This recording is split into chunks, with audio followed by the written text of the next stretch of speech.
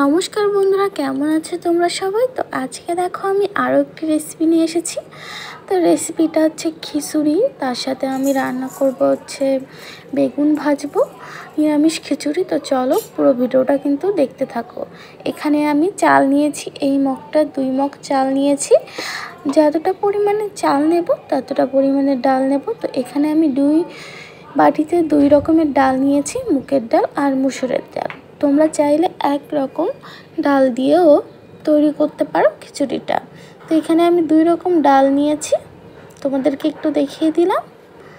এখানে দেখো আমি বাদাম বাটা নিয়েছি। বাদাম বাটা যে কোনো নিরামিষ তরকারিতে কিন্তু দিলে খেতে খুবই ভালো লাগে। আর এখানে আমি জিরে মরিচটা বেটে নিয়েছি। বাটা মশলা দিয়ে তো যে কোনো তরকারি খুবই ভালো লাগে। তার জন্য খিচুড়ির জন্য এখানে আমি কিছু সবজি কেটে নিয়েছি।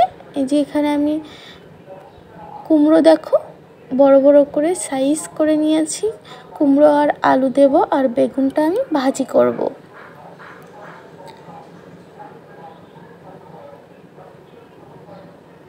তো এই সবগুলো আজকে আমার লাগছে রান্না করতে।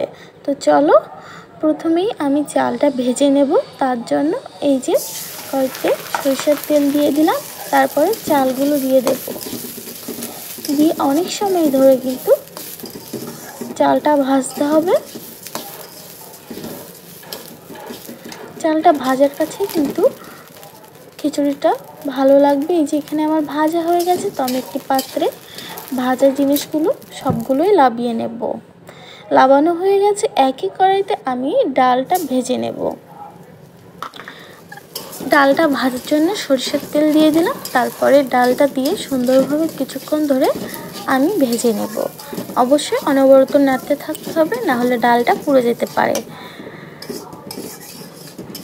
এই যে দেখো আমার ডালটা ভাজাটা কিন্তু অনেকটাই হয়ে গেছে, তোমাদেরকে একটু দেখিয়ে দিলাম। এই যেখানে আমি লাল লাল করে ভেজে নিয়েছি, তো এগুলোও আমি একটি পাত্রে তুলে নেব। সেম কড়াইতে আমি আলু ভাজার জন্য আরও একটু তেল দিয়ে দিলাম। তারপরে কেটে রাখা আলুগুলো আগেই আমি সুন্দরভাবে ভেজে নেব লাল করে।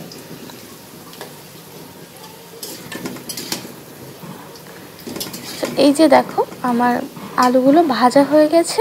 তো কেটে রাখা কুমড়োগুলো দিয়ে দেব। কুমড়োগুলো দিয়ে আমি কিছুক্ষণ আবারও ভালোভাবে ভেজে নেব।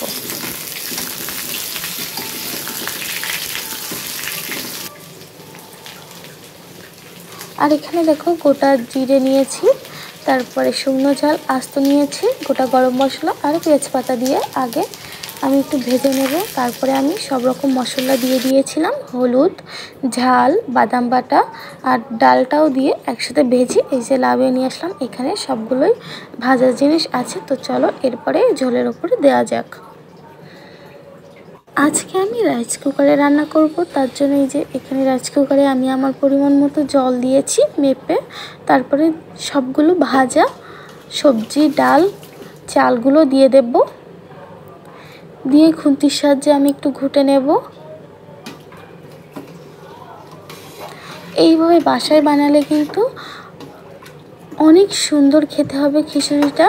অবশ্যই বাসায় ট্রাই করবে, আর খুবই সহজ পাবে, তোমাদের সাথে শেয়ার করলাম।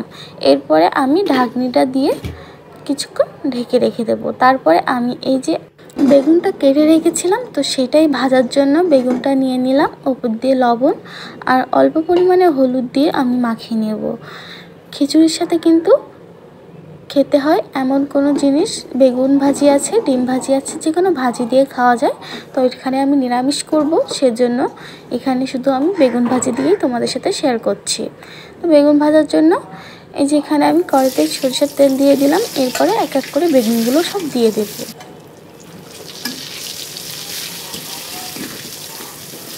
বেগুনটা দেওয়া হয়ে গেছে, এরপরে আমি উল্টিয়ে দিলাম। এখানে আমি সবগুলোই উল্টিয়ে দেবো। এই যে লাল লাল করে কিন্তু ভেজে নেব। এই যে আমার ভাজা হয়ে গেছে, বেগুনি কালারটা শুধু দেখো কত সুন্দর হয়েছে। তো এরপরে আমি এক এক করে একটি পাত্রে সবগুলোই তুলে নিলাম। এদিকে আমার খিচুড়ির বলকটা এসে গেছে।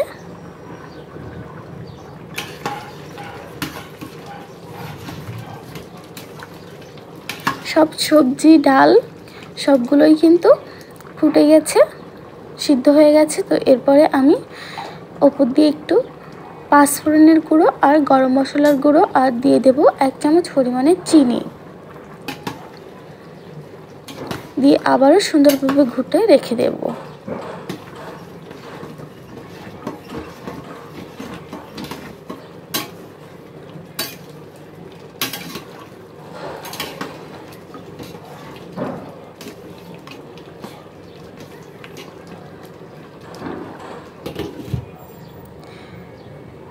তারপরে এই যে দেখো আমার খিচুড়িটা একদম রেডি। এরপরে আমি একটি পাত্র এনে লাভিয়ে নেব খিচুড়িগুলো।